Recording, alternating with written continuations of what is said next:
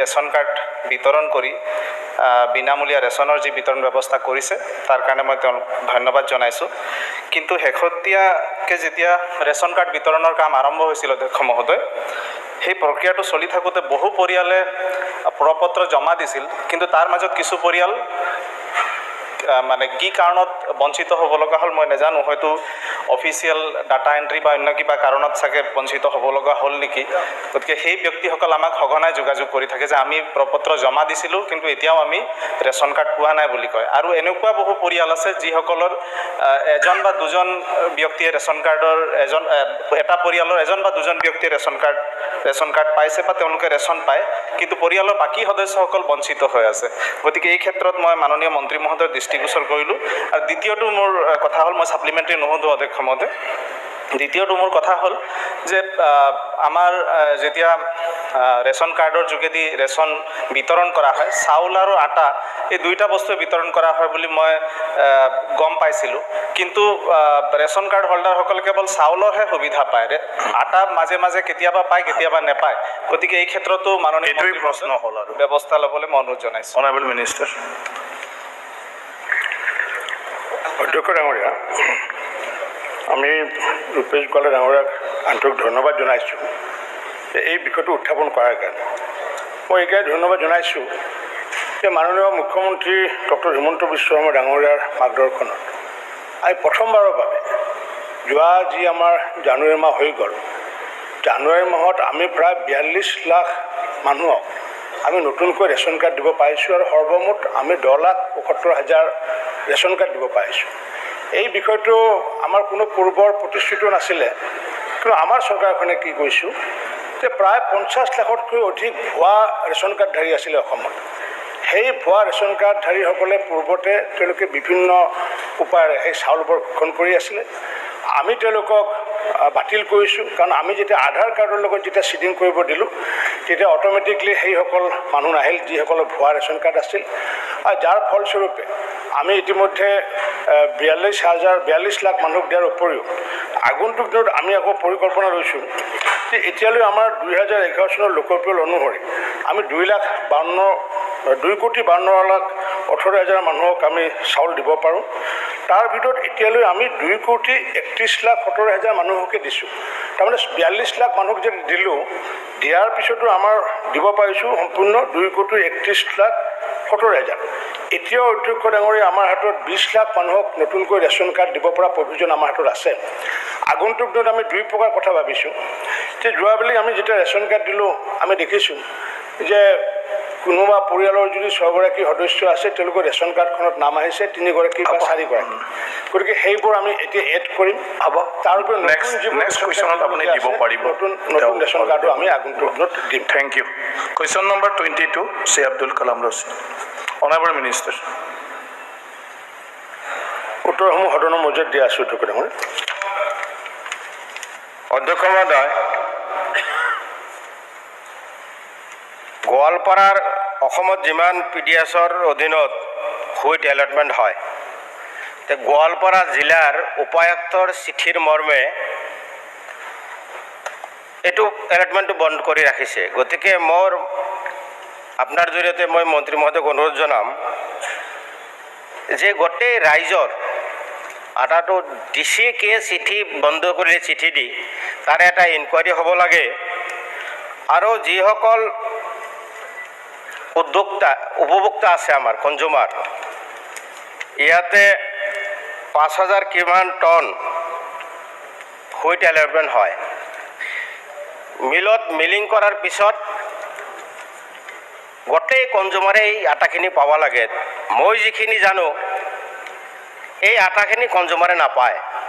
আমাৰ আগৰ কুৱেশ্যন কৰ্তা কৈ গৈছে যে চাউলহে পায়, আটা নাপায়। নিশ্চয় সকলো বিধায়কে সমষ্টিত এই সমস্যাটো আছে। এইটো এটা হাই লেভেল আপোনাৰ জৰিয়তে ইনকুৱাৰী হ'ব লাগে। মইতো ভাবোঁ এইটো CBI ইনকুৱাৰী হ'ব লাগে। ইমান ডাঙৰ কেলেংকাৰী আছে এই আটাৰ।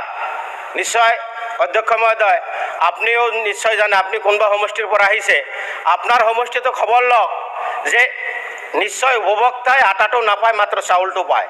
গতিকে মই আপোনাৰ জৰিয়তে মন্ত্ৰী ডাঙৰীয়াক অনুৰোধ কৰিম যে এইটো এটা হাই লেভেল ইনকুৱাৰী দিব লাগে আৰু আটাটো পায় নে নাই এইটো নিশ্চিত কৰিব লাগে। আৰু গোৱালপাৰাত ইমান দিনে যে হয়তো এলাৰ্টমেণ্ট নিদিলে তাৰ কাৰণে কি ব্যৱস্থা ল'ব আৰু সেই ডিচিজনৰ বিৰুদ্ধে এটা ইনকুৱাৰী দিব লাগে। Honourable minister.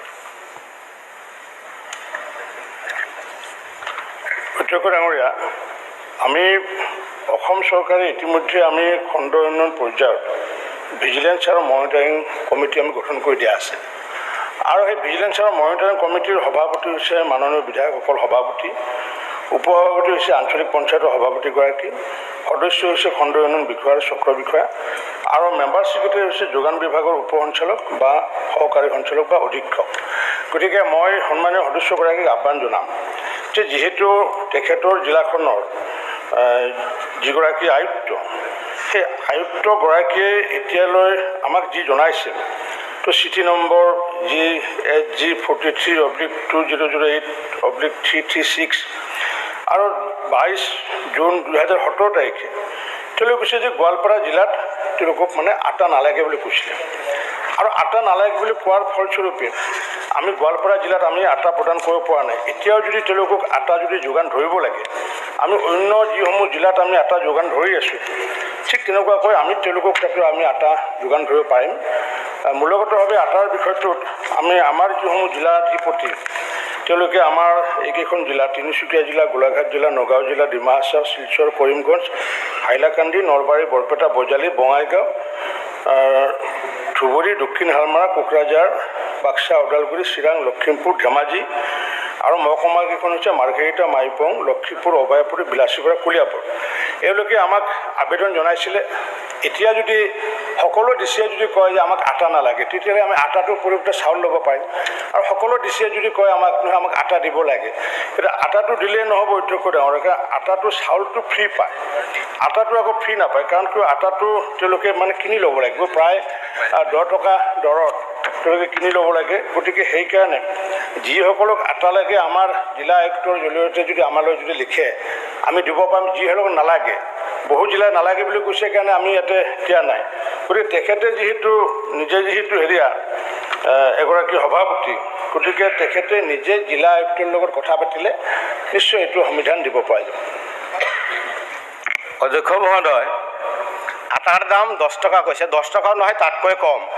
কোনোবা উপভোক্তাই ক'ব নেকি 40 টকা 45 টকা দৰত আটা মাৰ্কেটত যে আটা নল'ব বুলি কোনোবা কনজিউমাৰে ক'ব নেকি? কেতিয়াও নকয়। গতিকে জিলা উপায়ুক্ত সেই ক্ষেত্ৰত কেনেকৈ চিঠি দিলে যে আমাৰ আটাটো নালাগে, তাৰে ইনকুৱাৰী বিচাৰিছোঁ। মন্ত্ৰী মহোদয়, আপুনি ভালকৈ অলপ গুৰুত্ব সহকাৰে ল'ব এইটো।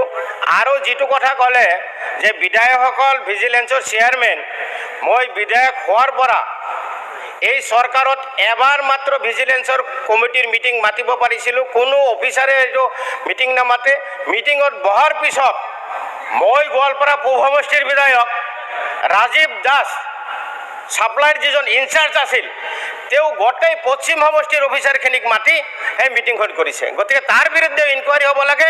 অফিচাৰক কোৱা হয় নেকি মন্ত্ৰীৰ দ্বাৰাই যে বিধায়কক যদি মাতে আপোনালোকে মিটিংখন নকৰিব? আৰু মন্ত্ৰী এইটো এটা তেওঁলোকক বাধ্য কৰাব লাগে যে প্ৰতি মাহত নহ'লে 3 মাহৰ মূৰে এটাকে ভিজিলেন্সৰ মিটিং দিবই লাগিব, এইটো বাধ্য কৰাব লাগে।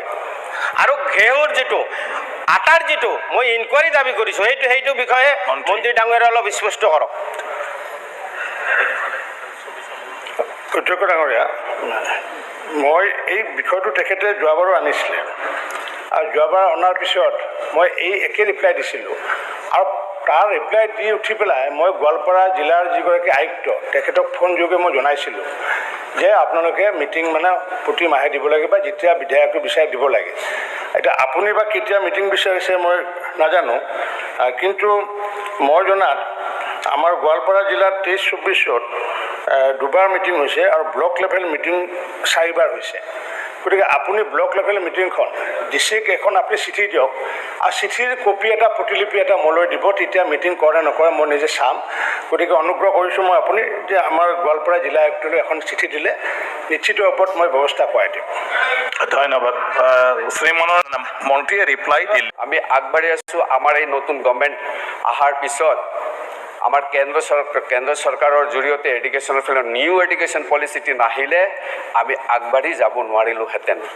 এনেধৰণৰ মই ইতিমধ্যে কৈছোঁ যে এডুকেশ্যনৰ ক্ষেত্ৰত ফিনলেণ্ড বহুত আগবাঢ়ি আছে। ফিনলেণ্ডৰ এজন টিচাৰ তেখেতসকলে মাষ্টাৰ ডিগ্ৰী হ'ব লাগে, দুটা তিনিটা ষ্টুডেণ্টক তেখেতসকলে পাৰ্চনেল কেয়াৰ কৰে।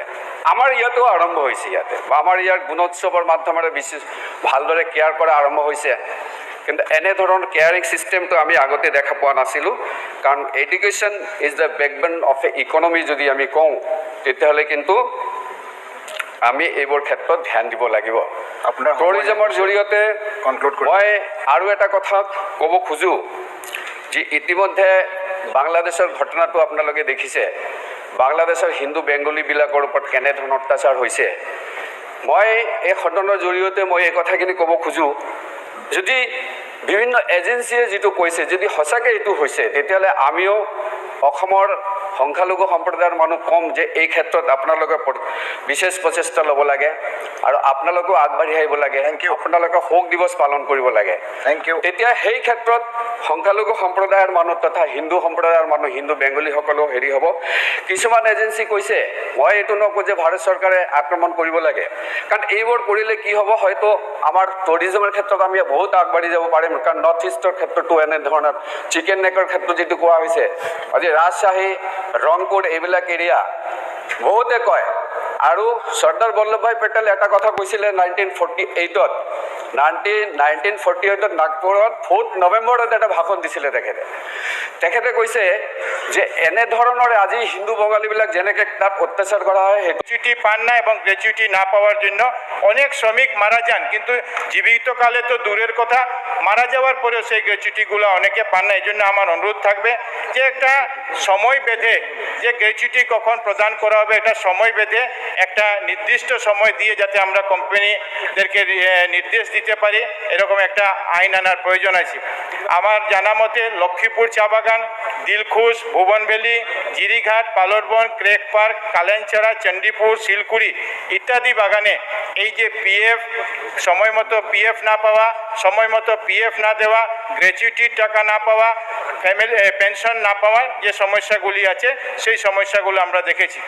আমরা অনেক সময় দেখি যে চা বাগানের যে রিটায়ারমেন্টের যে এইজ আছে সেটা 58 ইয়ার্স। চা বাগানের অনেক শ্রমিকরা আছেন যাদের কর্মক্ষমতা আছে, কিন্তু 58 সালে রিটায়ারমেন্ট হওয়ার পরে তারা সেই সময় কোনো কাজ হয় না এবং কাজ থাকে না। এই জন্য আমরা অনেক সময় দেখি অনেক চা শ্রমিকরা খুব তাড়াতাড়িতে মারা যান।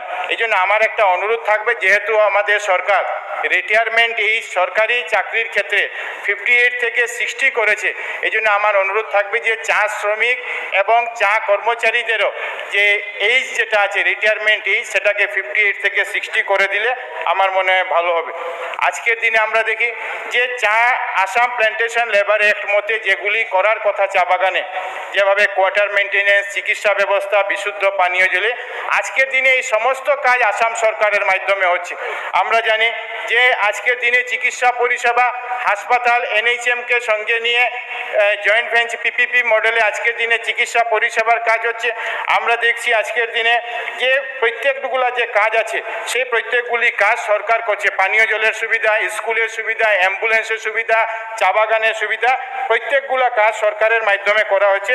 আমার অনুরোধ থাকবে যে এটাকে যাতে আমরা করে দিই। এবং অনেক সময় আমরা দেখি যে দ্বিপাক্ষিক বৈঠক হয়, কিন্তু সেটা সমাধান হয় না এবং এটা শেষের দিকে কোর্টে চলে যায় এবং কোর্টে ট্রাইব্যুনালে যাওয়ার পরে সেটা একটা লম্বা প্রসেসের মাধ্যমে চলে যায়। আমার অনুরোধ থাকবে এই সমস্যাগুলোকে দেখায়। তৃতীয় সমস্যা যেটা হলো সেটা হলো যে আমার নদী ভাঙ্গনের সমস্যা। আজকের দিনে আমি বলতে চাই যে আমার বিধানসভাতে মূলত 3টা নদী আছে, বরাক, চিরি এবং জিরি। আমরা দেখেছি যে বরাকে যে চিরি আমি কাম কৰিম। ধন্যবাদ অধ্যক্ষ। Honourable education minister. মাননীয় অধ্যক্ষ মহোদয়, হোজাইৰ মাননীয় বিধায়ক ৰামকৃষ্ণ ঘোষ ডাঙৰীয়াই উল্লেখ কৰিছে যে হোজাই ক্ৰমান্বয়ে এক এডুকেশ্যন হাব হিচাপে ইমাৰ্জ কৰিছে। তেখেতে তিনিটা নিৰ্দিষ্ট সমস্যাৰ কথা উল্লেখ কৰিছে। সমস্যা নহয়, তেখেতৰ দাবী ইয়াত উত্থাপন কৰিছে যে হোজাই মহাবিদ্যালয়খনক ৰবীন্দ্ৰনাথ টেগোৰ বিশ্ববিদ্যালয় হিচাপে উন্নীত কৰা হ'ল। গতিকে হোজাই মহাবিদ্যালয়খন আকৌ ৰাখি নতুন য'ত আমি বিশ্ববিদ্যালয়ৰ ভৱন নিৰ্মাণ কৰি আছোঁ তাতে বিশ্ববিদ্যালয়খন কৰিব লাগে। NEP অহাৰ পাছত মহাবিদ্যালয় আৰু বিশ্ববিদ্যালয়ৰ মাজত পাৰ্থক্যটো কমি গ'ল। আগতে মহাবিদ্যালয়ত আণ্ডাৰ গ্ৰেজুৱেট শিক্ষা হয়, বিশ্ববিদ্যালয়ত পষ্ট গ্ৰেজুৱেট শিক্ষা হয়। কিন্তু NEPয়ে মহাবিদ্যালয় বিশ্ববিদ্যালয় দুয়োবিধকে হায়াৰ এডুকেশ্যন ইনষ্টিটিউশ্যন বুলি অভিহিত কৰিছে আৰু দুয়োটাতে আণ্ডাৰ গ্ৰেজুৱেট আৰু পষ্ট গ্ৰেজুৱেট পাঠ্যক্ৰমৰ ব্যৱস্থাপনা ৰাখিছে। আৰু সেই অনুপাতে ৰবীন্দ্ৰনাথ টেগোৰ বিশ্ববিদ্যালয়ত আজি আণ্ডাৰ গ্ৰেজুৱেট কোৰ্চ আগতে যেনেধৰণে চলি আছিল এতিয়াও তেনেধৰণে চলি আছে। আৰু এই বছৰো ৰবীন্দ্ৰনাথ টেগোৰ ইউনিভাৰ্চিটিত হায়াৰ আণ্ডাৰ গ্ৰেজুৱেট কোৰ্চত 976 গৰাকী 976 নাম্বাৰ অফ ষ্টুডেণ্টছ তেওঁলোকে এডমিশ্যন লৈছে। তেখেতে হোজাইত আৰু 3খন মহাবিদ্যালয়ৰ দাবী উত্থাপন কৰিছে যে ছাত্ৰ ছাত্ৰীৰ সংখ্যা বেছি হোৱাৰ কাৰণে আৰু 3খন মহাবিদ্যালয় লাগে। কিন্তু আমাৰ হাতত যি তথ্য আছে হোজাই অঞ্চলত 9খন মহাবিদ্যালয় ইতিমধ্যে আছে আৰু ইয়াত সৰ্বমুঠ 5030 গৰাকী ছাত্ৰ ছাত্ৰী আণ্ডাৰ গ্ৰেজুৱেট কোৰ্চত আছে। এই বছৰ নামভৰ্তিৰ তথ্য যেতিয়া মই বিশ্লেষণ কৰি চাওঁতে দেখা পোৱা গৈছে যে একমাত্ৰ লংকা মহাবিদ্যালয়ত বাদ দি পেলাই বাকী সকলো মহাবিদ্যালয়ত আসনসমূহ পূৰণ হোৱা নাই। যেনে ধৰি লওক ৰবীন্দ্ৰনাথ টেগোৰ ইউনিভাৰ্চিটিত এতিয়াও 290খন আসন খালী আছে। লংকা মহাবিদ্যালয়ত কম। তেনেধৰণে লামডিং মহাবিদ্যালয়, হাজী আনফৰ আলী কলেজ, আলহাজ সোনাই বিবি চৌধুৰী এইখন মহাবিদ্যালয়ত ছাত্ৰ ছাত্ৰীৰ সংখ্যা নিচেই কম। ইয়াতো 202খন আসন খালী আছে। হোজাই গাৰ্লছ কলেজ 74, মোৰাজাৰ কলেজত 47, যমুনামুখত 132, টোটেল 9খন মহাবিদ্যালয়ত 1024খন আসন এতিয়াও খালী হৈ আছে। অৰ্থাৎ আমি মহাবিদ্যালয়সমূহ পৰিচালনা কৰিছোঁ তাত যিখিনি আমি পুঁজি বিনিয়োগ কৰোঁ তাত যিখিনি ছিট থাকে সেই ছিটখিনি এটলিষ্ট 90% 95% ফিল আপ হ'লে ভাল। কিন্তু হোজাইত এতিয়াও দেখা গৈছে যে 80ৰ ঘৰতে আছে, অৰ্থাৎ 20% ছিট এতিয়াও ফিল আপ হোৱা নাই। তৎসত্ত্বেও যোগীজান অঞ্চলত মাইনৰিটি ৱেলফেয়াৰ ডিপাৰ্টমেণ্টৰ অধীনত এখন মহাবিদ্যালয় নিৰ্মীয়মান অৱস্থাত আছে। এই ভৱনটো যেতিয়াই আমাৰ শিক্ষা বিভাগলৈ হস্তান্তৰিত কৰাৰ লগে লগে আমি তাত মহাবিদ্যালয় এখন আৰম্ভ নিশ্চিতভাৱে কৰিম। গতিকে যোগীজানৰ সমস্যাটো সমাধান হ'ব। বাকী BEd কলেজ এখনৰ কথা কৈছে। BEd কলেজৰ কনচেপ্টটো NEP অহাৰ পাছত সম্পূৰ্ণৰূপে সলনি হৈ গ'ল।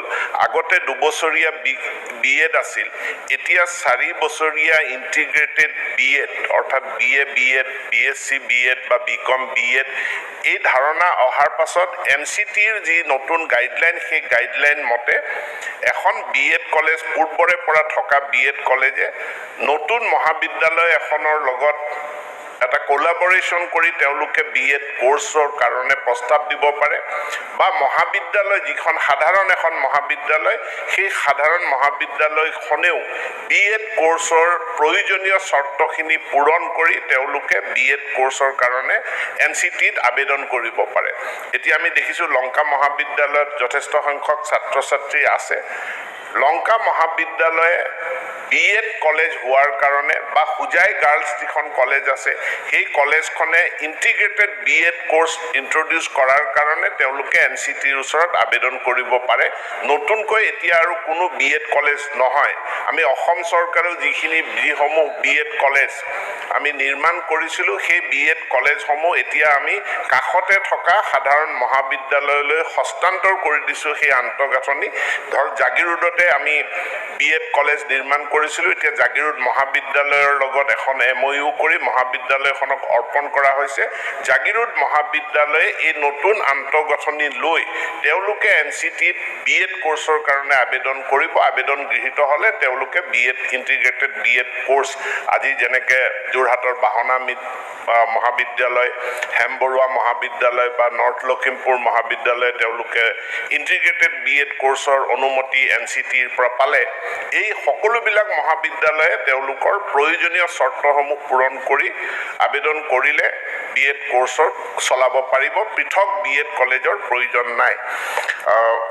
মাননীয় ৰামকৃষ্ণ ঘোষ ডাঙৰীয়াৰ তেখেতৰ কনচাৰ্ণখিনি মই গভীৰভাৱে লৈছোঁ আৰু মই নিজেও এবাৰ ৰবীন্দ্ৰনাথ টেগোৰ বিশ্ববিদ্যালয়লৈ যাম খুব কম সময়ৰ ভিতৰত। গতিকে হোজাইৰ শিক্ষাৰ লগত জড়িত সমস্যাখিনি এবাৰ অনুধাৱন কৰি আহি সমাধানৰ ব্যৱস্থা গ্ৰহণ কৰিম। ধন্যবাদ। Thank you. Honorable Minister.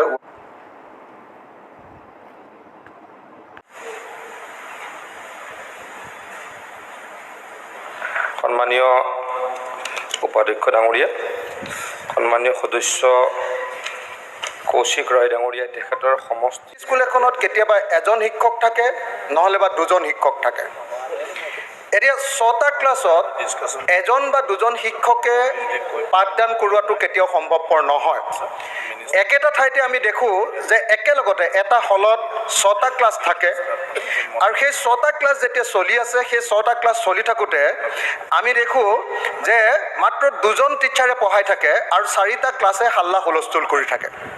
তাৰ ফলস্বৰূপে যি গুণগত শিক্ষা প্ৰদান কৰিব লাগে, সেই গুণগত শিক্ষা প্ৰদান কৰা নহয়। সেইকাৰণে এই বিধেয়কৰ জৰিয়তে আমি ক'ব খুজিছোঁ যে এখন বিদ্যালয়ত যেটা শ্ৰেণী আছে, প্ৰধান শিক্ষকক বাদ দি সীমান্ত শ্ৰেণীত সিমানজন শিক্ষক নিযুক্তি দিয়াৰ ব্যৱস্থা কৰিব লাগে। এইটো হ'ল প্ৰথম কথা। এইটো LP স্কুলবিলাকৰ কাৰণে আমি কৈছোঁ। 2 নম্বৰ, মাধ্যমিক বিদ্যালয়বিলাকৰ কাৰণে আমি কৈছোঁ যে এখন বিদ্যালয়ৰ শিক্ষকৰ সংখ্যা প্ৰধান শিক্ষকক বাদ দি বিদ্যালয়খনত থকা বিষয়বিলাকৰ সংখ্যাতকৈ কম নহ'ব। অৰ্থাৎ সেই বিদ্যালয়খনত যিমান বিষয় আছে, এখন হাইস্কুল বা হায়াৰ ছেকেণ্ডেৰী, সেই বিদ্যালয়খনত যিমান ছাবজেক্ট আছে, যেনেকৈ ধৰক আমাৰ আৰ্ট ছাবজেক্ট বুলি কৈ সমাজ অধ্যয়নো একেজন টিচাৰে পঢ়ুৱায়, ইংৰাজীও একেজন টিচাৰে পঢ়ুৱায়, অসমীয়াও সাহিত্যও একেজন টিচাৰে পঢ়ুৱায়, এজন টিচাৰে গোটেইবিলাক পঢ়ুৱাব লাগে। আমি কৈছোঁ যে ছাবজেক্ট যদি আছে, প্ৰত্যেকটো ছাবজেক্টৰ ওপৰত এজন শিক্ষক অন্ততঃ এখন বিদ্যালয়ত থাকিব লাগে। তেতিয়াহে প্ৰকৃত অৰ্থত গুণগত শিক্ষা এজন ছাত্ৰ ছাত্ৰীয়ে লাভ কৰাটো সম্ভৱপৰ হয়।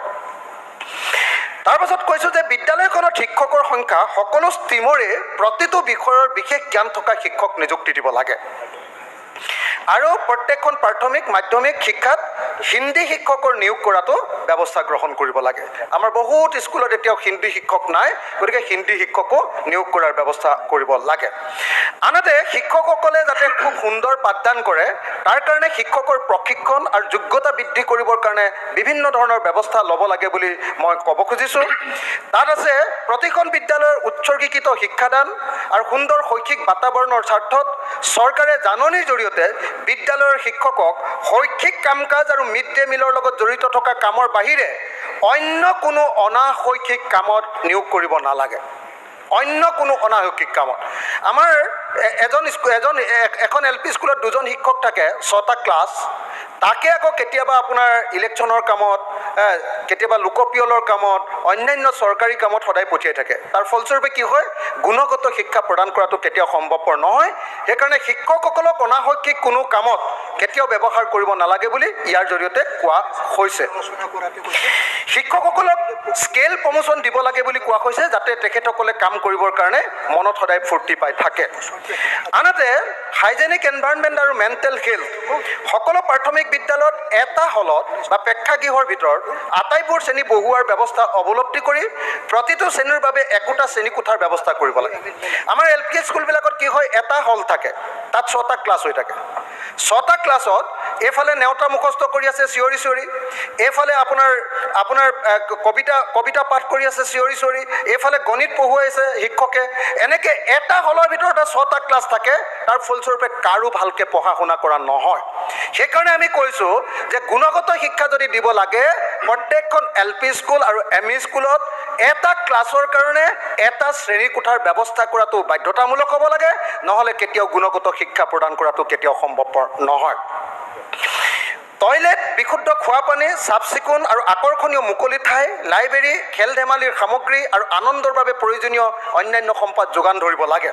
মূলতঃ প্ৰত্যেকখন LP স্কুলৰ সন্মুখত একোখনকৈ চিলড্ৰেন পাৰ্ক থকাৰ ব্যৱস্থা কৰিব লাগে, যাতে ছাত্ৰ ছাত্ৰীসকলে আনন্দৰ মাজেৰে, ফূৰ্তিৰ মাজেৰে, কথা বতৰাৰ মাজেৰে, হাঁহি ধেমালিৰ মাজেদি আগবাঢ়িব পাৰে।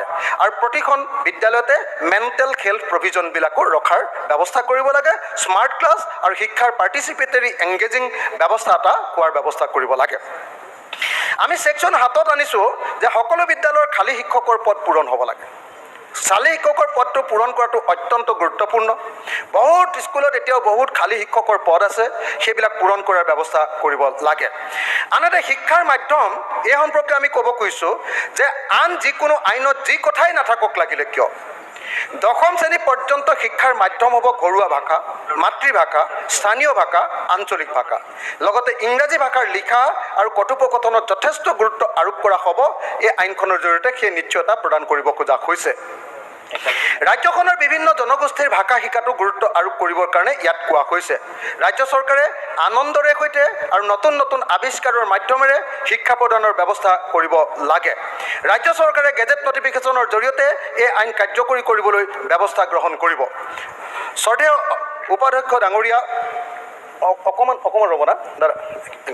শ্ৰদ্ধেয় উপাধ্যক্ষ ডাঙৰীয়া, আজি এই বিধেয়কখনৰ জৰিয়তে দ্য আছাম কোৱালিটি এডুকেশ্যন বিল 2024 অসম গুণগত শিক্ষা আইন, এই আইনখনৰ বিধেয়ক 2024ৰ জৰিয়তে আমি মূলতঃ অসমৰ শিক্ষাখণ্ডত চলি থকা সকলোৰে বাবে শিক্ষা আৰু লগতে গুণগত শিক্ষা, এই দুইটা বস্তুকে আচলতে ইয়াত উপস্থাপন কৰিছোঁ। আৰু তাৰ কাৰণে মূলতঃ ইনফ্ৰাষ্ট্ৰাকচাৰটো যাতে, আন্তঃগাঁথনিটো যাতে তৈয়াৰ কৰা হয়, তাৰ কাৰণে এই বিধেয়কখনৰ জৰিয়তে একেবাৰে কম কথা আৰু বেছি অভিলাষী আঁচনি নিদিয়াকৈ মিনিমাম, যেনেকৈ আমি কৈছোঁ যে টয়লেটটো মিনিমাম টাইলছ লগোৱা হ'ব লাগে, আৰু টয়লেটটো চাফা কৰাৰ কাৰণে সদায় মানুহ থাকিব লাগে, আৰু ছোৱালীসকলৰ কাৰণে, আমাৰ ছাত্ৰীসকলৰ কাৰণে উপযুক্ত যিটো ব্যৱস্থা থাকিব লাগে টয়লেটত, সেই টয়লেটৰ ব্যৱস্থাখিনি থাকিব লাগে। তেওঁলোকৰ মাহেকীয়াকৈ ধৰি সেই যিবিলাক সমস্যা আছে, সেই সকলোবিলাক সমস্যাৰ কাৰণে আজিকালি যিবিলাক মেণ্ডেটৰী কৰি দিছে, সেইবিলাক ব্যৱস্থা থকাৰ ব্যৱস্থা কৰিব লাগে। আমি দেখিছোঁ যে অসম চৰকাৰে এতিয়া ডাঙৰকৈ একোখন স্কুল বনাবৰ কাৰণে 8 কোটি টকা বা 10 কোটি টকা বা 14 কোটি টকালৈকে দিয়াৰ ব্যৱস্থা গ্ৰহণ কৰিছে। কিন্তু দেখা গৈছে যে এখন স্কুলত যদি 14 কোটি টকা 8 কোটি টকাৰে ভাল বিল্ডিং বনাই, খুব ভাল কথা, চব স্কুল তেনেকৈ কৰিব পৰা হ'লে ভাল আছিলে। কিন্তু মোৰ এনেকুৱা বিশ্বাস যে অকল এখন বা দুখন স্কুলত তেনেকুৱা ডাঙৰ বিল্ডিং বনোৱাতকৈ যদি সেই সমষ্টিটোত তেনেকুৱা এই যে 4খন বা 2খন স্কুল দিছে, তাৰ পইচাখিনিয়ে যদি তাৰ গোটেই স্কুলবিলাকৰ ইনফ্ৰাষ্ট্ৰাকচাৰখিনি বনাই দিলেহেঁতেন, তেতিয়াহ'লে আমি এটা গুণগত শিক্ষাৰ পিনে যাব পাৰিলোহেঁতেন। শিক্ষকসকলক যদি নিয়মীয়াকৈ প্ৰশিক্ষণৰ দিয়াৰ ব্যৱস্থা গ্ৰহণ কৰিলেহেঁতেন, আৰু একদম লেটেষ্ট, একদম পৃথিৱীৰ শেহতীয়া যিবিলাক টেকন'লজি, তেওঁলোকৰ লগত শিক্ষকসকলক সেই জ্ঞানবিলাক দি যাতে শিক্ষকসকলে একদম আমাৰ গাঁৱৰ ভিতৰতো যাতে আমেৰিকাৰ নিচিনাকৈ এটা শিক্ষা লাভ কৰিব পাৰে, একদম আপ টু ডেট শিক্ষা এটা, শিক্ষকজনক যাতে বছৰত এবাৰমান ট্ৰেইনিং দিয়াৰ ব্যৱস্থা, আৰু ভালকৈ ক্লাছ হৈছে নে তাৰ ইনস্পেকশ্যনৰ ব্যৱস্থা, তাৰ ব্যৱস্থা গ্ৰহণ কৰিবলৈ মই আকৌ এটা কৈছোঁ, সেইটো হ'ল 6টা ক্লাছত 6জন শিক্ষক দিবই লাগে, তাতকৈ এজনো কম শিক্ষক হোৱাকৈ এজনীয়া বা দুজন। এতিয়া কিন্তু কৈ আছে কি, আমাৰ যিমান 30:1 এই অনুপাতত আছে, কিন্তু এখন স্কুলত যদি 60জন ল'ৰা আছে, 2জন শিক্ষক দিলে 6টা ক্লাছ কেনেকৈ চলাব? গতিকে 6টা ক্লাছৰ কাৰণে 6জন শিক্ষক আৰু এজন প্ৰধান শিক্ষক।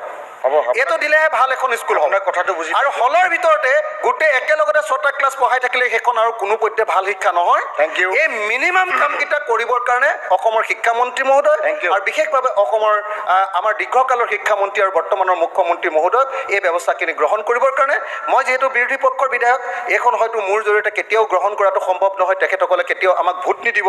সেইকাৰণে এই বিলখনকে বা অন্য ভাষাতে হ'লেও এই বিলখন উত্থাপন কৰি আমাৰ চৰকাৰী পক্ষই এই বিলখনৰ ওপৰত আলোচনাৰ ব্যৱস্থা কৰি এই বিলখন পাছ কৰি আমাৰ শিক্ষা ব্যৱস্থাটোৰ আন্তঃগাঁথনি তৈয়াৰ কৰি গুণগত শিক্ষাৰ মান নিশ্চিত কৰিব লাগে বুলি মই আহ্বান জনাই মোৰ বক্তব্য সামৰণি কৰিছোঁ। আৰু কোনোবা মাননীয় সদস্যই ক'ব 1-2 মিনিট পইণ্টকেইটা ক'ব।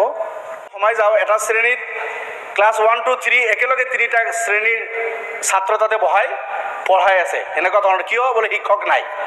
বহুত শিক্ষক এনেকুৱা স্কুল হৈছে। কেৰালাত আমি গৈছিলোঁ, কেৰালাত 60জন ছাত্ৰ যদি হয়, কেৰালাটো বাদ দিয়ক, ইয়াৰখিনি কওক আপুনি। এইখিনি লাগে এড কৰক। অখিল গগৈ ডাঙৰীয়া অলৰেডি কৈছে এইখিনি। হয়, লগতে মাননীয় পদক মহোদয় আমাৰ যিখিনি প্ৰভিন্সিয়েলাইজড স্কুল আছে ইয়াতে যি শিক্ষকসকলৰ দ্বাৰা আমি কাম লৈ আছোঁ মাননীয় পদক মহোদয় 2013ত যি স্কুলবিলাক হ'ল 13ত প্ৰভিন্সিয়েলাইজড হোৱা স্কুল হাই স্কুল মাননীয় পদক মহোদয় মোৰ কলগাছিয়া গাৰ্লছ হাই স্কুল 250 ছাত্ৰ ছাত্ৰী মাত্ৰ 3জন শিক্ষক আছে 6টা ক্লাছ। এনেকুৱা গোটেই অসমত আছে 2013ত প্ৰভিন্সিয়েলাইজড হোৱা হাই স্কুল এম ই হাই স্কুল একেলগে হৈছে, শিক্ষক নাই। অতি সোনকালে যদি শিক্ষক নিদিওঁ আমি নহ'ব মাননীয় পদক মহোদয়। আৰু টিউটৰ যিসকল আছে সমান কাম কৰে। 2021ত তেখেতসকলৰ স্কুল হ'ল, 13ত হ'ল। টিউটৰ হিচাপে বিশেষভাৱে 21 চনত যিসকল আছে তেখেতসকলৰ স্কুল আমি পদ প্ৰভিন্সিয়েলাইজ কৰিলোঁ 10,000 12,000ত তেখেতসকলক কাম কৰাই আছোঁ। ছেম কাম বেলেগ শিক্ষক কৰি আছে, তেখেতসকলে 50, 60, 70,000 টকা পইচা পাই আছে মাননীয় পদক মহোদয়। এইসকলক যদি আমি এই মাননি বা তেখেতসকলক যদি ফুল প্লেচ কৰিব নোৱাৰোঁ শিক্ষা কেতিয়াও মানদণ্ড সঠিক নহয়। মাননীয় পদক মহোদয় আৰু এটা কথা কৈ বিলটোত ৰেচপেক্ট কৰক। আছে গুণগত শিক্ষা মানে এই ব্যাধিবিলাক ঠিক। এটা কথা নন টিচিং ষ্টাফ কলেজৰ পৰা আৰম্ভ কৰি এম ই স্কুললৈকে নন টিচিং যিসকল ষ্টাফ আছে। In the world of investing, the Kotak Neo apps are all the rage. For investors and traders, non teaching যিসকল ষ্টাফ আছে 3rd grade 4th grade librarian ইত্যাদি এইসকলকো মাত্ৰ সামান্য মাননি দিয়া হয়। এইসকলৰ কোনো যি কোৱালিফিকেশ্যন দিয়া আছে তেখেতসকলৰ তেখেতসকলৰ লেবছ নাই, কিন্তু তেখেতসকলৰ পদটো ফুল ফ্লেজ নকৰি সামান্য মাননিত কাম কৰাই থকা হৈছে। কলেজবিলাকত এটা ডিপাৰ্টমেণ্টত 1-2জন শিক্ষক, ডিপাৰ্টমেণ্ট কনকাৰেন্সৰ নামত ছাবজেক্ট কনকাৰেন্সৰ নামত শিক্ষক নাই। আমি সেই চলাই আছোঁ। গতিকে এই চব ঠিক শিক্ষকসকলক উপযুক্ত মাননীয় উপাধ্যক্ষ মহোদয় এই বিলখন সমৰ্থন জনাইছোঁ আৰু দুটামান কথা কৈ দিব বিচাৰিছোঁ। এটা মাতৃভাষাৰ কথা প্ৰয়োজনীয়তাৰ কথা কোৱা হয় নহয়, এডিশ্যন তাতে মাতৃভাষাৰ সেই গতিকে যিটো ব্যৱস্থা বাগান অঞ্চলত হওক অন্য অঞ্চলত হওক ছাৰ মাতৃভাষাৰ শিক্ষক নিযুক্তি ব্যৱস্থাটো কৰিব লাগে যাতে ভালকৈ হয়। আৰু মিড ডে মিলটো ছাৰ যিবিলাক চৰকাৰে এখন ঘোষণা কৰি দিলে মাজতে, যিবিলাক চৰকাৰী স্কুল নহয় বেচৰকাৰী হৈ আছে সেইবিলাকত মিড ডে মিল নাইকিয়া কৰি দিলে। তাৰ ফলত বহুত ল'ৰা ছোৱালীৰ ছাৰ অসুবিধা হৈছে। মিড ডে মিল ব্যৱস্থাটো এই কোৱালিটি এডুকেশ্যন বিলখনত থাকিব লাগে, যাতে চৰকাৰী হওক বেচৰকাৰী হওক খাদ্যৰ নিৰাপত্তা হ'ব লাগে। আৰু ছাৰ যিটো ইনফ্ৰাষ্ট্ৰাকচাৰটো 3 বছৰৰ ভিতৰত ৰাইট টু এডুকেশ্যনৰ অনুসৰি হোৱা কথা আছিল 2009 চনৰ, আমি বহু বছৰ অতিক্ৰম কৰিলোঁ। সেই গতিকে ছাৰ ক্লাছ 1ৰ ল'ৰাটোৱে এখন কাণেদি 1 শুনে, এখন কাণেদি 2 শুনে, 3টোৱে এখন কাণেদি 3, এখন কাণেদি 4 শুনে। সেই গতিকে যিটো ছাৰ ব্যক্তিগত কোঠালি হ'ব লাগে সেই কোঠালিটো যাতে অতি সোনকালে কৰি দিয়ে সেইটোৱে ছাৰ বিলখনৰ বাবে পৰামৰ্শ আগবঢ়ালোঁ। Thank you. Honourable minister. Amendment আছে মোৰ এমেণ্ডমেণ্ট আছে বিলখনত। ছাৰ মই এটা ক'ব বিচাৰিছোঁ। ছাৰ ক'ব দিয়ক, মোৰ এমেণ্ডমেণ্ট আছে। এক লাইনত এমেণ্ডমেণ্ট। ছাৰ মই এটা কথা ক'ব বিচাৰিছোঁ। ছাৰ নালাগে হ'ব। ছাৰ এটা কথা ছাৰ এতিয়া কথাত অধ্যক্ষ ছাৰ মই ক'ব বিচাৰিছোঁ যিখন বিল আনিছে মই বিলখন ছাপোৰ্ট কৰিছোঁ। কোৱালিটি এডুকেশ্যন আমাৰ ৰাজ্যখনত এতিয়ালৈকে গঢ়ি উঠা নাই। বিশেষত ইয়াত নাম্বাৰ অফ টিচাৰ্ছ যিটো ছেকশ্যন 4ত নাম্বাৰ অফ টিচাৰ্ছৰ ক্ষেত্ৰত যিখিনি কথা কোৱা হৈছে তাৰ ওপৰঞ্চি মোৰ এমেণ্ডমেণ্ট আছে যে আজি যদি কোৱালিটি এডুকেশ্যন লাগে টিচাৰ্ছ এপইণ্টমেণ্টৰ ক্ষেত্ৰত এটা প্ৰিন্সিপল ঠিক কৰা দৰকাৰ। 30:1 মই ক'ব বিচাৰিছোঁ 30:1 যিটো কথা কোৱা হৈছে এইটো বিবেচনাৰ কাৰণে লোৱা হৈছে এইটো হ'ব নহয়, মোৰ amendment- ডিচাইড হোৱা নাই এমেণ্ডমেণ্টটোতো এতিয়া নাই মোৰ এমেণ্ডমেণ্টটো হৈছে 30:1 Amendment নাহিব। ফিক্স কৰিব লাগে আৰু যদি কোনোবাটো ক্লাছত 31 ষ্টুডেণ্ট হয় এজন নতুন টিচাৰ এটা কথা ক'ব বিচাৰিছোঁ ছাৰ কৰিব লাগিব ছাৰ এটা কথা ক'ব বিচাৰিছিলোঁ ছাৰ ক'ব বিচাৰিছোঁ ছাৰ মোৰ এটা পইণ্ট আছিলে ছাৰ কমলাক্ষ ছাৰ এক লাইন বাইদেউ কমলাক্ষ নেক্সট দিব ছাৰ নাই আপোনাৰ LOP কোৱাৰ পিছত আৰু কি উঠে LOP বাইদেউ, নকৰে নেকি প্লিজ ছাৰ এটা কথা কমলাক্ষ LOP কোৱাৰ পিছত আৰু থাকে নেকি আপোনালোকৰ? মাননীয় বিধায়কে কোৱালিটি এডুকেশ্যন লৈ যিটো বিল আনিছে হয় এডুকেশ্যন লৈ আমি কম্প্ৰমাইজ কৰিব নোৱাৰি এইটো আমাৰ প্ৰত্যেকৰ এটা অধিকাৰ আৰু প্ৰত্যেকৰ আমাৰ এডুকেশ্যন লৈ হেৰি কৰিব লাগে 2001 পৰা 2016 লৈ আমি এডুকেশ্যন পলিচি দেখিছোঁ আৰু এতিয়া আমি দেখিছোঁ 21 পৰা আজিলৈ এডুকেশ্যনৰ এটা হেৰি দেখিছোঁ বাতাবৰণ এটা দেখিছোঁ বৰ্তমান দিনত বহুতখিনি পৰিৱৰ্তন হৈছে অধ্যক্ষ মহোদয় আৰু বহুত স্কিমখিনি ক'বলৈ গ'লে বহুতখিনি স্কিম ক'ব লগা আছে এইখিনি আমি নকওঁ মই এটাই কথা ক'ম বাৰু বৰ্তমান দিনত যিটো এটা বাতাবৰণ সৃষ্টি হৈছে এমালগামেশ্যন কওক নিযুত মইনা কওক বা আৰু বিভিন্ন স্কুটি কওক বিভিন্ন স্কিমৰ যোগেদি এই কোৱালিটি এডুকেশ্যন কেনেকৈ আমি আগবঢ়াই লৈ যাব পাৰি তাৰ কাৰণে গভৰ্ণমেণ্টে এটা সিদ্ধান্ত লৈছে আমাৰ মাননীয় মুখ্যমন্ত্ৰীয়ে এটা পদক্ষেপ এটা লৈছে তাৰ কাৰণে আমি ধন্যবাদ জ্ঞাপন কৰিছোঁ আমি জাষ্ট এটা পইণ্ট কৰিম বাকীখিনি আপোনাৰ এটা পইণ্টটো কেতিয়া আমাৰ পইণ্টটো এটাই পইণ্ট আছে যে ৰিমোট অঞ্চলত যিখিনি টিচাৰ আছে ৰিমোট অঞ্চলত যিখিনি টিচাৰ্ছ আছে হয়তো বা ৰিমোট অঞ্চলত হয়তো বা টিচাৰ পাবলৈ অকণমান কষ্ট হয় সেইটো কাৰণে এডুকেশ্যনেল চিষ্টেমটো কিছুমান পৰিৱৰ্তন হৈছে ৰিমোট অঞ্চলত টিচাৰ দিয়াৰ ক্ষেত্ৰত যাতে গভৰ্ণমেণ্টে তৎপৰতা লয় তাৰ কাৰণে মই অনাৰেবল মিনিষ্টাৰ আপোনাৰ LOP কোৱাৰ পিছত আপোনাৰ আৰু কথা নাথাকে প্লিজ চিট ডাউন অনাৰেবল মাননীয় অধ্যক্ষ মহোদয় মাননীয় বিধায়ক অখিল গগৈ ডাঙৰীয়াই কোৱালিটি এডুকেশ্যন বিল যিখন আনিছে বিলখন মই চালোঁ 2টা পৃষ্ঠাৰ এখন চমু বিল শিক্ষা বুলি ক'লে বা শিক্ষানুষ্ঠান বুলি ক'লে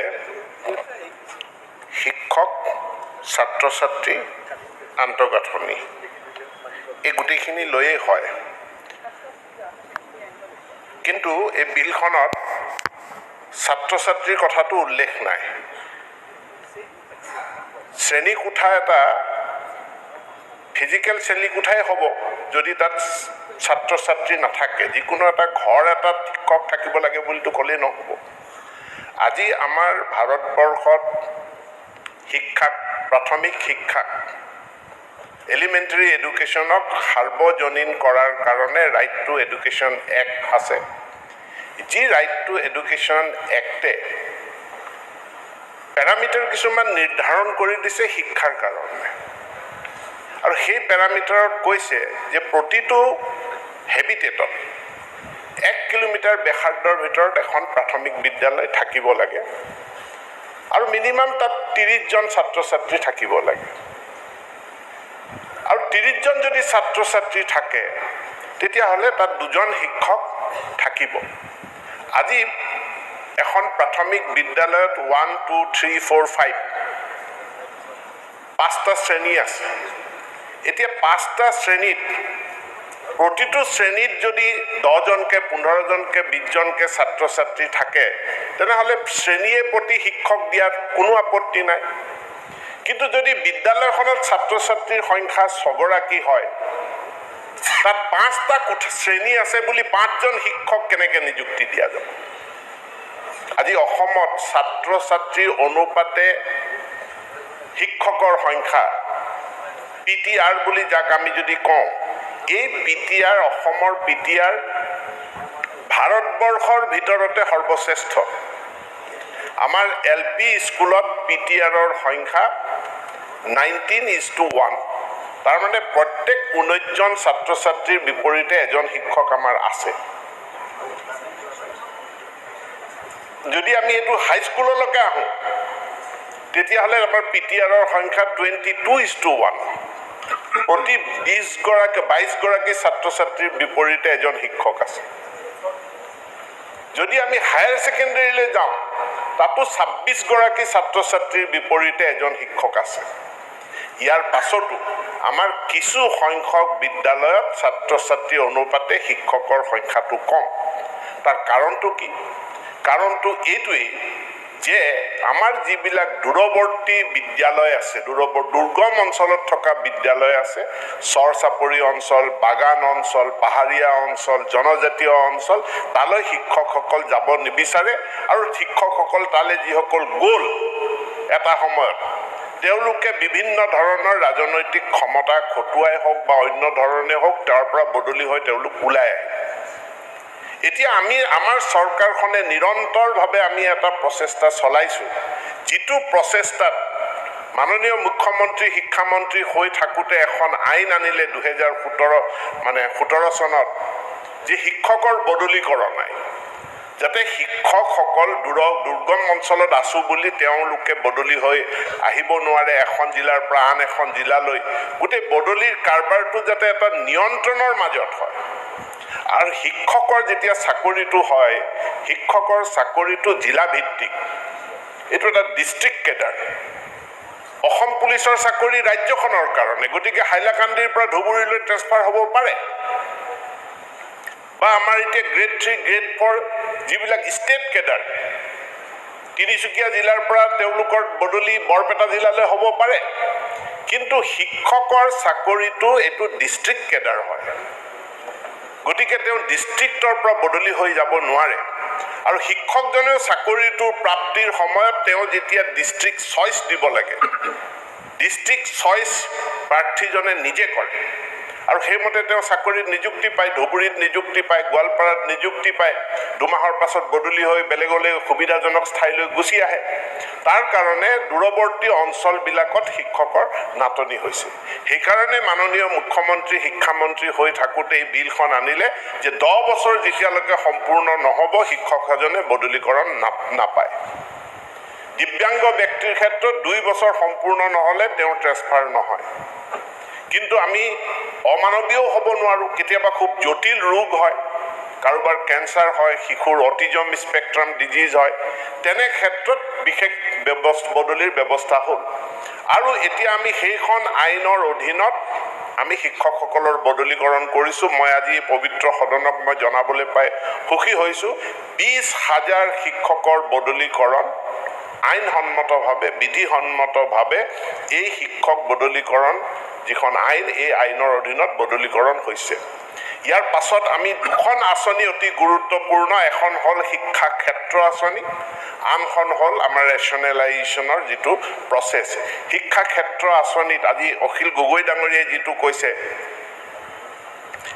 যে শ্ৰেণী কোঠা অনুযায়ী শিক্ষক নাই, কিন্তু এই কথাটো তাৰ লগত ক'ব লাগিব যে বিদ্যালয় অনুযায়ী ছাত্ৰ ছাত্ৰীও তাত নাই।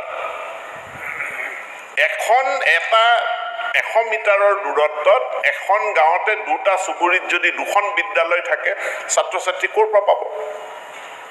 এতিয়া ছাত্ৰ ছাত্ৰী তাত নাপায়।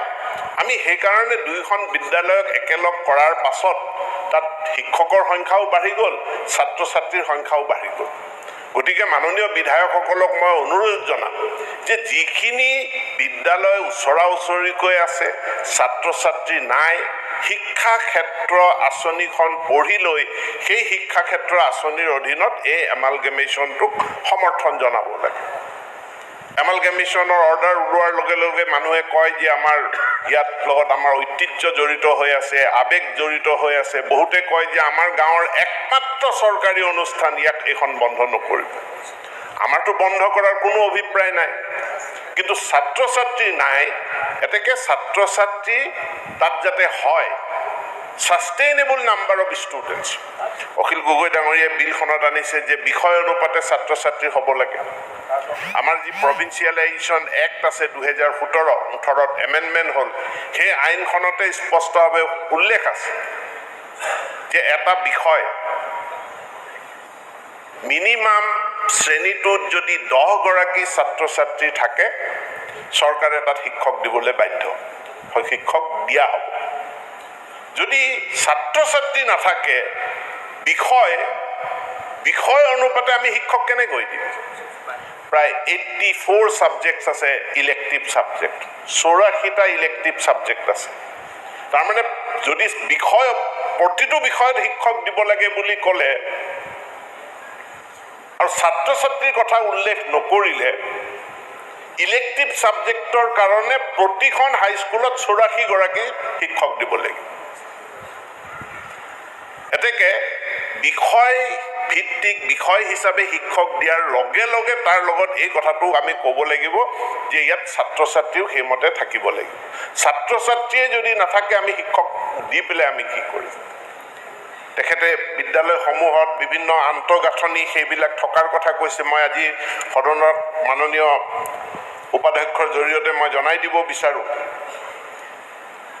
গুণোৎসৱ 2017 চন হৈ যোৱাৰ পাছত চৰকাৰখনে যিখিনি পদক্ষেপ ল'লে আন্তঃগাঁথনিৰ সমস্যা সমাধান কৰাৰ ক্ষেত্ৰত, ইয়াত আমি এক ব্যাপক সফলতা লাভ কৰিবলৈ সক্ষম হ'লোঁ।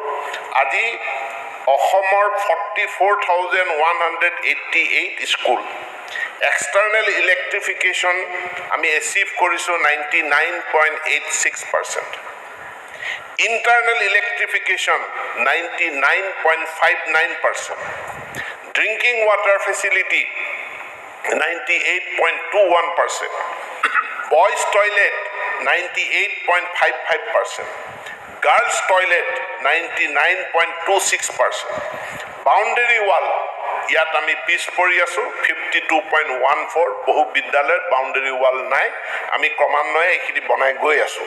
ৰেম্প 97.37%, এডিশ্যনেল ক্লাছৰুম যোৱা সময়খিনিত এই গুণোৎসৱৰ পাছত আমি 18,000 এডিশ্যনেল ক্লাছৰুম অসমৰ বিভিন্ন বিদ্যালয়ত নিৰ্মাণ কৰিছোঁ। কিছু সংখ্যক বিদ্যালয় যিখিনি প্ৰভিন্সিয়েলাইজেশ্যনৰ জৰিয়তে ছেল্ফ বেছ স্কুল হৈছিল, য'ত আন্তঃগাঁথনিটো নিচেই দুৰ্বল, কাৰণ সেইবিলাক ভেঞ্চাৰ বিদ্যালয় আছিল, সেইখিনি বিদ্যালয়ৰ আন্তঃগাঁথনি উন্নয়ন কৰাৰ কাৰণেও বৰ্তমানে আমি ব্যৱস্থা গ্ৰহণ কৰি আছোঁ আৰু নিশ্চিতভাৱে খুব সোনকালে সেই সমস্যাবিলাক দূৰ হ'ব। শিক্ষকৰ প্ৰশিক্ষণৰ কথা কৈছে। আমাৰ এইখন চৰকাৰে শিক্ষক প্ৰশিক্ষণটো, টিচাৰ ট্ৰেইনিংটো এটা টপ মোষ্ট প্ৰায়ৰিটি দি কাম কৰি আছে। আমি হাইস্কুলৰ, আপাৰ প্ৰাইমেৰী স্কুলৰ যিসকল বিজ্ঞান আৰু গণিতৰ শিক্ষক, তেনেকুৱা 6,000 শিক্ষকৰ প্ৰশিক্ষণ আমি সম্পূৰ্ণ কৰিছোঁ আৰু প্ৰশিক্ষণটো নিৰবিচ্ছিন্নভাৱে দিয়াৰ বাবে চেণ্টাৰ অফ এক্সেলেঞ্চ IITৰ নিচিনা অনুষ্ঠানৰ লগত আমি চুক্তিবদ্ধ হৈছোঁ। IIT Guwahati, Tezpur university, Dibrugarh university আৰু শিলচৰৰ NIT শিলচৰ, এই 4খন উচ্চ শিক্ষাৰ প্ৰতিষ্ঠানত আমাৰ গণিত আৰু বিজ্ঞানৰ শিক্ষক শিক্ষয়িত্ৰীসকলৰ ট্ৰেইনিং চলি আছে আৰু এই ট্ৰেইনিংটো নিৰবিচ্ছিন্নভাৱে চলি থাকিব। প্ৰাথমিক পৰ্যায়ত নিপুণ অসম আৰম্ভ হৈছে, ফাউণ্ডেশ্যনেল লিটাৰেচি এণ্ড নিউমেৰেচি, বুনিয়াদী সাক্ষৰতা আৰু সাংখ্যিকতা। ইয়াৰ জৰিয়তে, কাৰণ এটা ছাৰ্ভেৰ পাছত দেখা গ'ল ল'ৰা ছোৱালীয়ে হয়তো পঢ়িব শিকিছে কিন্তু বোধগম্য তেওঁলোকৰ হোৱা নাই, পঢ়িব পাৰিছে কিন্তু কি পঢ়িছে তাত বুজিব পৰা নাই, নেওতাখন মুখস্থ হৈছে কিন্তু নেওতাখন বুজিব পৰা নাই, সংখ্যাৰ জ্ঞানটো সম্পূৰ্ণৰূপে অহা নাই। ইয়াৰ কাৰণে ভাৰত চৰকাৰে নিপুণ ভাৰত মিছন, যাৰ অধীনত আমি অসমত নিপুণ অসম মিছন আৰম্ভ কৰিছোঁ আৰু এই মিছনৰ মূল লক্ষ্যটো হ'ল ফাউণ্ডেশ্যনেল লিটাৰেচি আৰু নিউমেৰেচি। যোৱা 16 আগষ্টৰ পৰা আৰম্ভ হৈছে 1 লাখ প্ৰায় 9,000 শিক্ষক শিক্ষয়িত্ৰীৰ FLNৰ ওপৰত ট্ৰেইনিং প্ৰত্যেক জিলাই জিলাই ব্লকে ব্লকে চলি আছে। মই মাননীয় বিধায়কসকলক অনুৰোধ জনাম, এই ফাউণ্ডেশ্যনেল লিটাৰেচি এণ্ড নিউমেৰেচি FLNৰ যিখিনি ট্ৰেইনিং চলি আছে, ট্ৰেইনিংখিনিত যাতে এপাক দেখা দিয়ে কেনেধৰণৰ ট্ৰেইনিং হৈছে, আমি NEP ইমপ্লিমেণ্ট কেনেধৰণে কৰিছোঁ, এইখিনিৰ যাতে অলপ খা খবৰ লয়, তাৰ কাৰণেও মই অনুৰোধ জনাইছোঁ। এতেকে এই গোটেই কামখিনি আমি কৰি আহিছোঁ। যি মেণ্টেল হাইজিনৰ কথা কৈছে, যে আজিকালি সাইকোলজি কাউন্সেলিঙো কৰিব লাগে, সেই কামো আমি কৰিছোঁ। ভাৰতবৰ্ষৰ প্ৰখ্যাত মানে মানসিক যি চিকিৎসালয় আছে, নিমহান্স কয়, national institute of mental health and science, নিমহাংছৰ লগত অসম চৰকাৰৰ শিক্ষা বিভাগে চুক্তিবদ্ধ হৈ তেওঁলোকৰ দ্বাৰা চাৰ্টিফাইড প্ৰমাণিত ব্যক্তিৰ দ্বাৰা আমি বিদ্যালয়ে ছাত্ৰ ছাত্ৰীসকলৰ আমি কাউন্সেলিঙো তেওঁলোকৰ আমি কৰিছোঁ। হাইজিন ব্যৱস্থাটোৰ ওপৰত গুৰুত্ব প্ৰদান কৰা হৈছে, তাৰ কাৰণেও বিশেষ আঁচনি চৰকাৰখনে ৰূপায়ণ কৰিছে। শিক্ষকৰ নিযুক্তি যোৱা এই আমাৰ চৰকাৰৰ দিনতে আমি 24,000 শিক্ষকক ইতিমধ্যে আমি নিযুক্তি প্ৰদান কৰিলোঁ। বহুত পদ আমাৰ খালী নাই, যিখিনি ৰিটায়াৰমেণ্টৰ কাৰণে যিখিনি পদ খালী হৈছিল সেই তাৰো বিজ্ঞাপন প্ৰকাশ পাইছে। আৰু এই বিজ্ঞাপন ছেকেণ্ডেৰী ছেকশ্যনত আমি এটা বিশেষ ব্যৱস্থা এইবাৰ গ্ৰহণ কৰিছোঁ। যিহেতু আমাৰ গণিত বিষয়ত আমাৰ ডেডিকেটেড কোনো টিচাৰ নাছিলে, আমি ছায়েন্স টিচাৰ বুলি ৰিক্ৰুইট কৰোঁ আৰু এই ছায়েন্স টিচাৰজনকে আমি গণিতো পঢ়াবলৈ দিওঁ, বিজ্ঞানো পঢ়াবলৈ দিওঁ। আজি আমাৰ অনুভৱ যে গণিতৰ কাৰণে ডেডিকেটেড টিচাৰ লাগে আৰু আজি কিছুদিন আগত মাননীয় কেবিনেটে আমাক সন্মতি জনাইছে 2018 চনৰ সেৱা বিধিৰ সংশোধনীৰ জৰিয়তে আমি বিশেষভাৱে গণিতৰ শিক্ষক নিযুক্তি দিয়াৰ কাৰণে গণিত শিক্ষক গ্ৰেজুৱেট টিচাৰ মেথমেটিক্স বুলি এটা পদেই আমি আমাৰ হাইস্কুলসমূহত সৃষ্টি কৰিছোঁ। আৰু আমাৰ যি নতুন ৰিক্ৰুইটমেণ্ট হ'ব, নতুন ৰিক্ৰুইটমেণ্টত প্ৰথমবাৰৰ কাৰণে অসমৰ বিদ্যালয়ত আমি মেথছ টিচাৰ স্পেচিয়েলি আমি তেওঁলোকক ৰিক্ৰুইট কৰিম। Thank you. শিক্ষকৰ যিটো আমাৰ ছাত্ৰ শিক্ষকৰ অনুপাত 19:1 ভালেই, তাৰ খালি সমবিতৰণৰ কাৰণে আমি এটা ৰেচনেলাইজেশ্যনৰ প্ৰক্ৰিয়া আৰম্ভ কৰিছোঁ। এতিয়া ৰেচনেলাইজেশ্যন কৰিবলৈ যাওঁতে আমি এটা ৰেচনেলাইজেশ্যন ড্ৰাইভ কৰিলোঁ উপাধ্যক্ষ মহোদয়, কিন্তু আমি সকলো মানুহ বিভিন্ন বিষয়া কৰ্মচাৰী তেওঁলোকৰ ওপৰত নিৰ্ভৰশীল কৰিব লগা হয়। আৰু কৰোঁতে কাৰোবাৰ প্ৰতি কোনোবাই মৰম কৰে, কাৰোবাৰ প্ৰতি কোনোবাই অলপ মানে শাস্তিমূলক দৃষ্টিৰে চাই, গতিকে প্ৰকৃত ৰেচনেলাইজেশ্যন হৈ নুঠে। ইতিমধ্যে আমি আৰ্টিফিচিয়েল ইণ্টেলিজেন্সৰ জৰিয়তে যেনেকৈ শিক্ষা আমি হেতু কৰিলোঁ আৰু শিক্ষা হেতুত ছাত্ৰ শিক্ষকৰ উপস্থিতি লৈছোঁ, এইবাৰ ৰেচনেলাইজেশ্যনৰ কাৰণেও আমি আৰ্টিফিচিয়েল ইণ্টেলিজেন্স আমি ইউজ কৰাৰ কাৰণে আমাৰ ছফ্টৱেৰ সম্পূৰ্ণ হৈ গ'ল। এতিয়া ছফ্টৱেৰ কম্পিউটাৰে গোটেই মোৰ জিলা এখনৰ বিদ্যালয়সমূহৰ পৰিসংখ্যা লৈ কোন শিক্ষকক ক'ত দিব পৰা যায় ইয়াৰ অংকটো ছফ্টৱেৰে কৰি দিব, যিটোক আমি খালি ফাইন টিউনিংহে কৰিম। আমি বিভাগে সেইটোৰ ফাইন টিউনিং কৰিম, অৰ্থাৎ যাতে কোনো বিদ্যালয় ৰেচনেলাইজেশ্যনৰ পৰা বাদ পৰি নাযায় আৰু অনাহকত কোনো শিক্ষকক বদলীকৰণৰ দ্বাৰা যাতে মানে তেওঁক হেৰিও কৰা নাযায়, এইখিনিৰ কাৰণে আমি আৰ্টিফিচিয়েল ইণ্টেলিজেন্স আমি শিক্ষা হেতুত তাত আমি পুনৰ নিয়োগ কৰি ৰেচনেলাইজেশ্যনৰ ব্যৱস্থাও কৰিছোঁ। আৰু যিহেতু গোটেই কথাখিনি মানৱীয় আৰু মানুহৰ লগত জড়িত, যে এইটো চিম্পল মানে ইনফ্ৰাষ্ট্ৰাকচাৰ গঠন কৰাৰ নিচিনা নহয়, ইটা চিমেণ্ট বালিৰ অংক নহয়, হিউমেন বিঙক বিভিন্ন জেগাত প্লেচমেণ্ট কৰিব লাগে। ইয়াত বহুত ধৰণৰ সুবিধা আছে। গৰ্ভৱতী মহিলা এগৰাকীক হঠাৎ বদলি কৰি দিব নোৱাৰি, মহিলা এগৰাকীক দুখন নদী পাৰ কৰি পেলাই চৰ অঞ্চল এটাত চাকৰি দিব নোৱাৰি, দিব্যাংগ ব্যক্তি এজনক য'ত ত'ত পোষ্টিং দিব নোৱাৰি। এই মানৱীয় কথাবিলাকো জড়িত হৈ থকাৰ কাৰণে আমি অকণমান লাহে ধীৰে কামখিনি কৰিব লগা হৈছে আৰু লাহে ধীৰে কৰি আমি বিদ্যালয়ত ছাত্ৰ ছাত্ৰীৰ অনুপাতে শিক্ষক দিয়াৰ ব্যৱস্থা কৰিছোঁ। আৰু এই গোটেই ব্যৱস্থাখিনি আমাৰ যিখিনি আইন এতিয়া আছে, ৰাইট টু এডুকেশ্যন এক্ট মানে পেৰেণ্ট এক্ট, আৰু তাৰ লগত আমি অসম চৰকাৰৰ যিকেইখন প্ৰভিন্সিয়েলাইজ